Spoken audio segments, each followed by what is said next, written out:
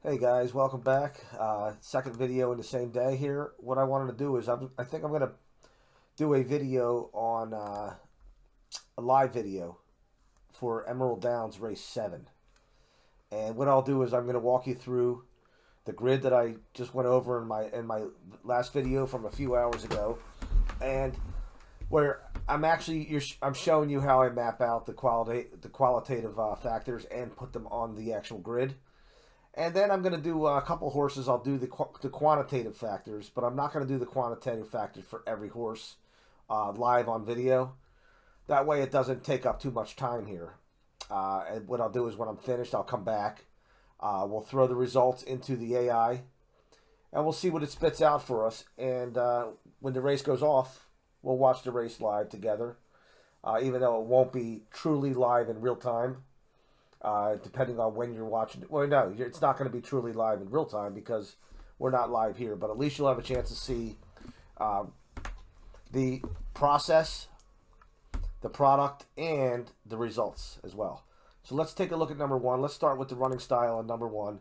This is, by the way, a 5.5 furlong race, a 24,000 allowance with certain restrictions or conditions.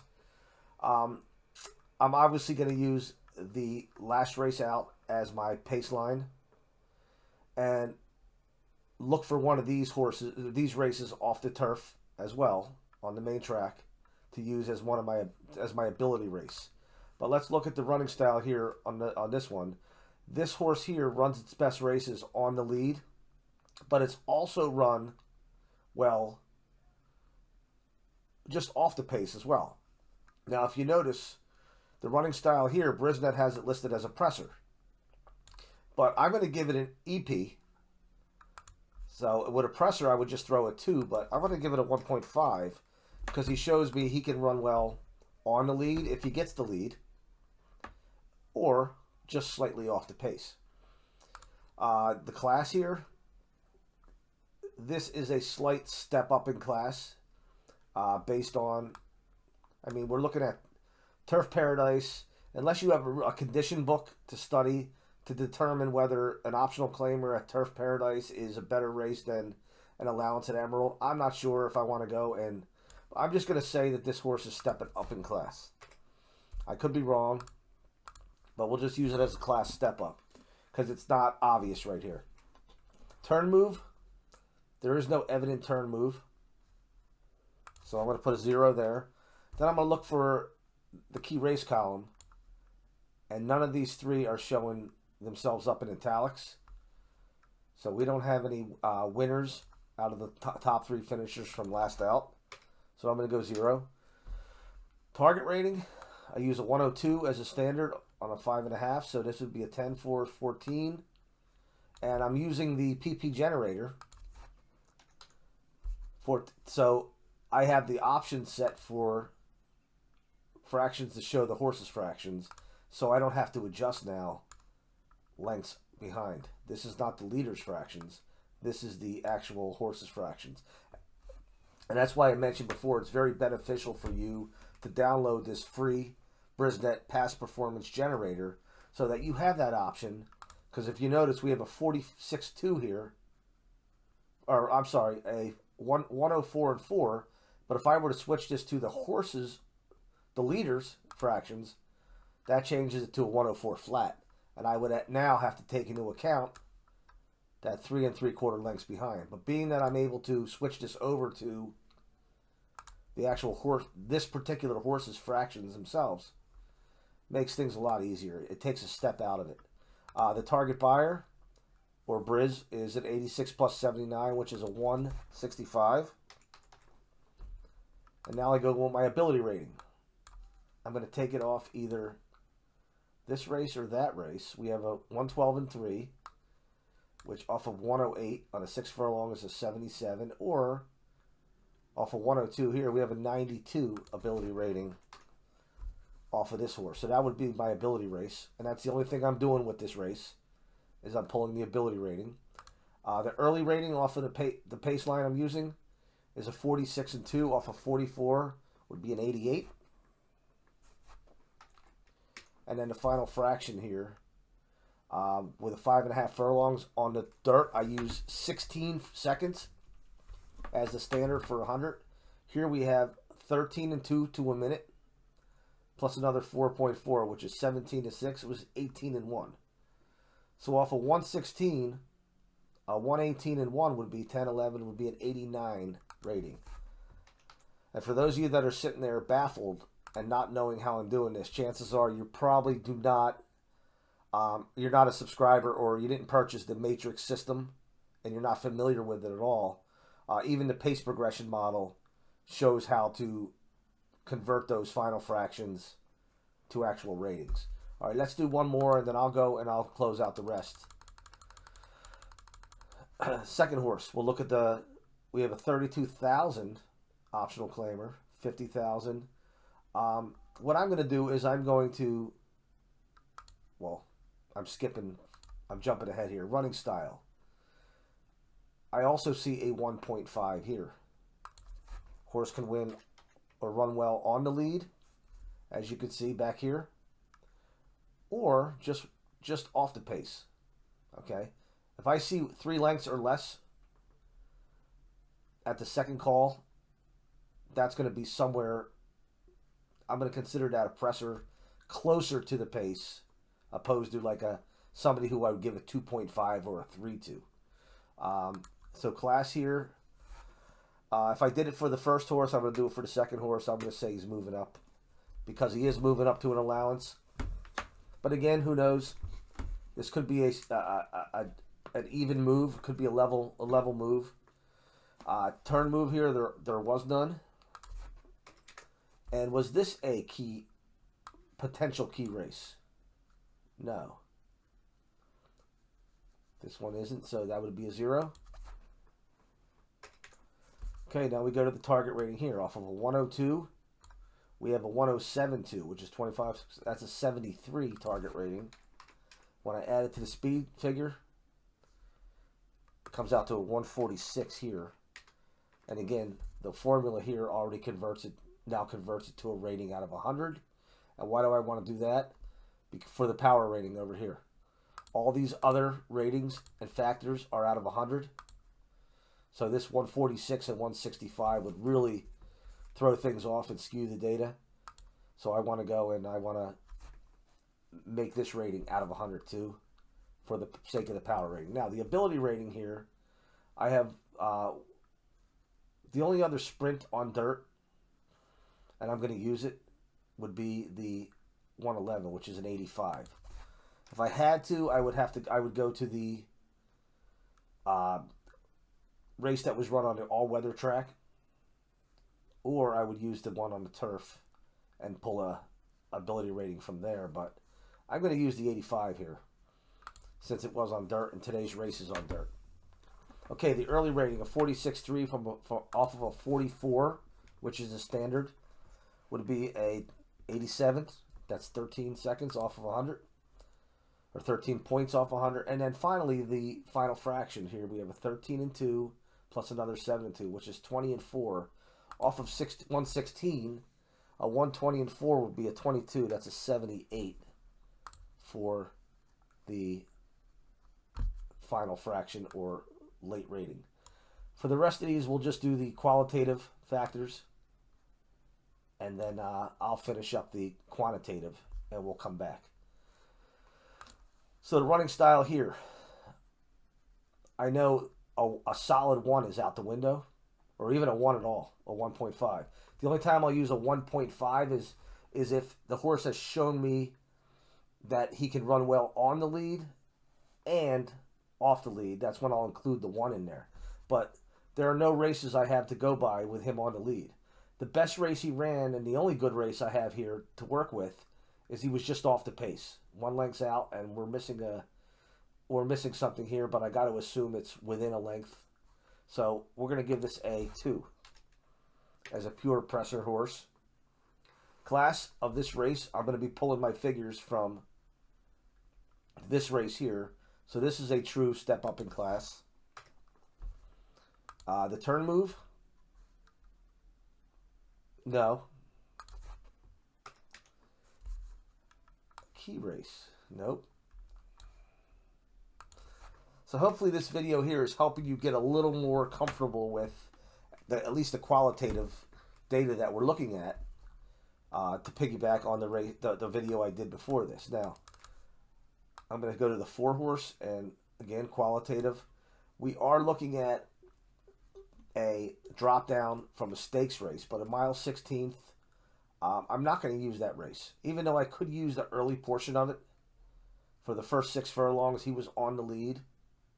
But what I'm going to do is I'm going to go back to 2 back, where this race was run at 6 furlongs, and I'm looking, and I can see he's run well on the lead and just slightly off the pace.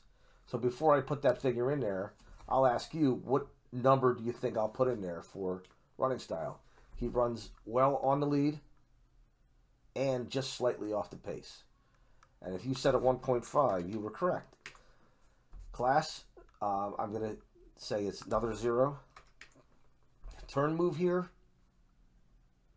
not enough. Well, no, actually none, because he went from 3rd to 4th, so there's no positional change, even though there was a change in lengths behind. But I'm still going to give it a 0. I don't like to throw out turn moves that freely. It was not a key race. We'll move to the 5. Running style, I would say, would be a true E runner, which Brisnet has identified as well, because these 2 races where he was off the pace were not good races. His best 2 races were him on the lead. So I'm going to give him, he's a true 1. Optional claimer 40,000. 2 back, we actually have a, but we're not going to use 2 back. So again, I'm going to give this a 0 too. So as of right now, based on my analysis, every one of these horses is stepping up in class. Now, I may change these numbers when I'm finished this, and I'll show you why. But let's take a look here real quick. Finish this horse off. Turn move, none. Top 3 finishers. Yes, the 3rd place horse is in italics. He actually came out and won next time out. So I'm going to give that a 1 there. Now, the 6th horse is actually truly coming out of a maiden race. So he's actually truly stepped up in class. And since all the other horses are coming out of optional claimers and none of them are coming out of allowance races, what I'm going to do is I'm going to treat this like they're all running in an allowance race today. Or I'm sorry, they're all running in that $20,000, $30,000, or $40,000 optional claimer. And then this horse is the true step up in class. Okay, so hopefully you understand what I did there.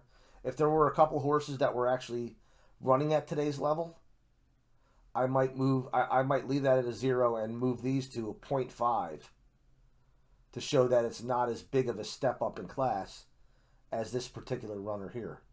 All right, so let's look at the running style. The 6 just broke his maiden last out. He has shown the ability to run in the lead and produce a successful outing. So I'm going to give him a 1.5 as well. So we have a lot of early runners in this race. Turn move, no. Key race, no. And then finally, we look down here and we see another horse that's probably going to be a 1.5. Yep, EP. Turn move last. I'm going to actually go. Let me see what the comment says. There was no. This is going to be a tough decision to make here. Okay, I'm looking at the following, just so you see how I'm. 2 back, he runs in a mile 16th in a stakes race. And he runs well. Okay? Now, he had a layoff before that, but he was running at comparable to today's distance. And he's run well in all 3 of them races as well. So I'm going to throw this last race out. Okay, and what I want to do here, I have a decision to make. Do I use this mile 16th up until the second call and have to use different standards For example, a 46 is a route instead of a 44. Or do I just go back and I use this 6 furlong race here, which I'm going to do. Okay, so we have a 44 and 1. Well, actually, there's no turn move. And there was no, it wasn't a key race. And I'm not going to go 3 back to determine whether it was a key race or not, because key races are the last race it just came out of. So it's going to be an automatic 0. And then I'm going to pull my quantitative factors from this race right here. All right. So I'll be back, and then I will share with you what I have, and we'll run it through the AI. Okay, our grid is complete now, all 7 runners. And again, before we throw this into the AI, if we were analyzing this without the assistance of the AI, looking at the qualitative, we're going to look at here, and I'm going to determine that this is going to be a very fast pace. We have a lot of horses here that either want the lead, can run well, or can run well on the lead, and are going to be forwardly placed out of the gate. There's nothing really that stands out about the class. We have no real class droppers. We have no horses coming off a turn move. But we have the 5 horse, who is the actually only E-runner, true E-runner, coming out of a key race. That would be an advantage for him if there wasn't so many 1.5s here. Okay? Because just because they have a 1.5 doesn't mean that they don't want the lead, especially in such a short race, 5.5 furlongs. So I think every one of these jockeys here on the 1, 2, 4, 6, and 7, as well as the 5, when them gates open, they're going to see where they can get early on, and then if they can't get that lead, they'll be happy to tuck in and ride just off the pace. So we'll see what the AI says. And then over here, what I would normally do in the past, I was color coding the top target ratings in blue, and the second in yellow, and so forth for all of these categories. But now that I'm using the AI, I'm able to, let's go into the actual thorough capping. Yeah, we're going to plug this in, and we'll see what it says. Let's see if it gets the same read as far as the pace shape goes with all them early runners.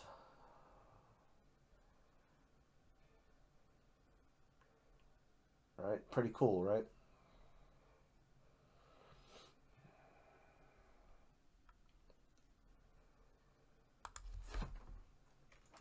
All right, grid is formulating. It's running a little bit slow now. I think it's time to refresh my browser. Okay, the qualitative factors. As we mentioned, horse 5 is the only horse with the running style of a 1.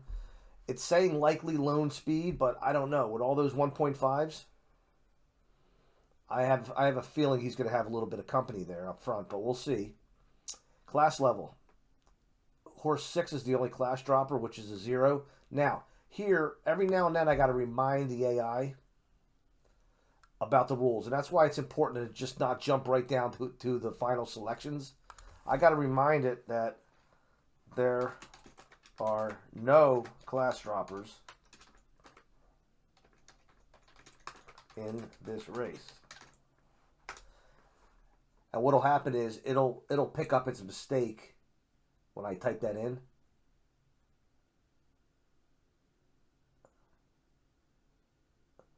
You guys can read that.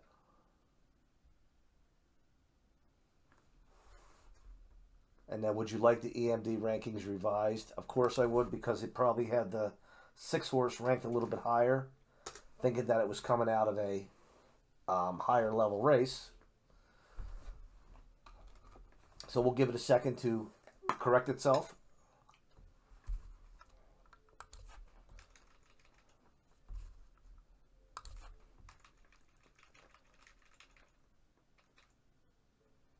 All right, so, but what it did was it jumped. It didn't give me the whole readout again. But let's take a look at the target horse is the 5, ability rating. Ability horse is the 1. We have the 5 and the 1 showing up multiple times here. The only ones that are showing up in the quantitative factors, really. The race shape analysis, it's telling me there's going to be low pace pressure. I kind of believe that it's going to be a little bit higher of a pace pressure with all those 1.5s. I could be wrong. But if the 5 is alone on the lead, he's got the quantitative numbers to back it up. He's a target horse. He does have the top early rating of a 99. And it's probably taken that into consideration as well. And this is what it has for me for my top contenders. 5, 7, 1, 6, 4, 3 in that particular order. And I mentioned in the last video, I asked for 6 contenders because I like to play 10-cent superfectas with maybe the top 2 or the top 3 in the first leg, followed by the top 4 in the second, followed by all 6 in the third and all 6 in the fourth. Sometimes I'll mix up that ticket structure a little bit. But really I'm focused on these 3 up here and looking at the odds for win value and so forth. And if you notice over here, it gives you the reasoning. It's the lone speed according to the AI's opinion. It's the lone speed. Also, it's coming out of a key race. It was a KR1. There was one contender from the last race that finished in the top 3 that came out 1. So he does have that going for him. And then so forth. You guys can read on your own. But what we're going to do is we're going to wait for this race to go off. And we'll see how it pans out. All right, so I'm going to pause. And for me, it's going to be about 20 minutes. But for you, it's going to feel like snapping a finger.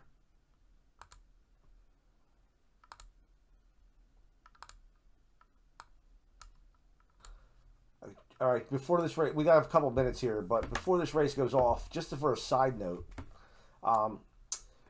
based on how I analyze this with all those 1.5s and then the lone speed of the 1 or the 5 as a 1, when I look at these comments here, I see the 1 has the best late rating, and I would have to lean, if I were using that my own analysis, I would probably be leaning toward that 1 because I'd be looking for a horse to come off the pace or a horse that has the strongest closing ability, because of this might be a contentious race up front. The AI is determining that it's going to be the opposite. It's going to be a lone speed type, and it's saying that the pace pressure is going to be low. But we'll see what happens. We'll see who's right here when we watch this race. If the 5 is a lone runner, or if he has company early on as well. Okay, just to show you what I did here betting wise, I played a super. I used the 1, 5, and the 7, the top 3 selections from the sheet here. On top of the 1, 4, 5, 6, 7 over 1, 4, 5, 6, 7 over all 7 runners, which cost me $14.40. Then I also threw a try in there with the 1, 5 over 1, 5, 7, and then I threw the 2, 4, 6 in third. I didn't want to go too deep with a try here. I like to stay around at the most $20 a race when I'm playing. Sometimes 20 is even more than I would go. So we have about, it says 0 minutes to post, but we have a little more time than that. Okay, they're going in the gate. The other interesting thing here is the public's favoring the 2 right now. Okay, it's going back and forth between the 1 and the 2. And the question is going to be, did the handicap in here identify a false favorite? Because out of the six choices here, it doesn't even have the 2 in here. In fact, the 2 would be number 7 in the contender list. Now, again, it doesn't mean the 2 is not going to finish in the money. But we're looking for, from a win perspective now, we're looking to beat the 2 with the 1, 5, and the 7. But being that the 1 is such low odds, value-wise, we'd be looking to win with the 5 or the 7 to beat both the 1 and the 2. I didn't put any win plays in because sometimes when you see horses with at 5-1 right before the gate opens, when that gate opens, all of a sudden the odds drop sometimes to like 7-2, sometimes even 5-2. So unless it's a decent value here, I'm not going to even play around with it. Okay, they're off. And let me put the volume up. Quick off the mark goes Special Diva from the outside, rushing to the front. Now middle of the pack, Nation's Bell is right there to take over. Classic American is racing next. See, the in 5 third doesn't even by have the 2, lead back here. to halfway to nowhere. Clubhouse Drama follows next on the outside. 2.5 more, back to Avoir. Kiss of Spice follows next up to the outside at the back of the pack, and they take it midway round the turn. Nation's Bell at the inside, a short lead, met by Special we may get Diva. a 7-5 Special Diva goes racing to the front now, a quarter-mile away. Clubhouse Drama into gear from the outside, and they turn for 7. home with Special Diva. Well, we'll see this leading one. the This one has a charge. strong closing Clubhouse kick, Drama, and here he is. He's middle blowing. of the racetrack comes Avoir, and Avoir has an explosive finish in the stretch. And sure enough, the 2's going to finish dead last. Over now 70 yards from home, and it'll be Avoir and David Eldar going away. 1-7-6-3. So let's see what we got here. Clubhouse Drama followed third. Kiss of Spice, Classic We got American, the super, halfway to and we nowhere, got the try. and Nation's 1-7-6-3. 5-2, 9-2, 13-1, 18-1. That's going to pay well. Same thing with the try. The favorite out of the money, 1-7-6. So I hit on both tickets here. Beautiful. And as we predicted, the 6-5 was this 2-horse was a bad favorite. Finished dead last, back of the pack. And I'm going to pause, and we'll see what kind of payouts we get here. Okay, let's see what we get payout-wise here. We got the 50-cent try and the 10-cent super.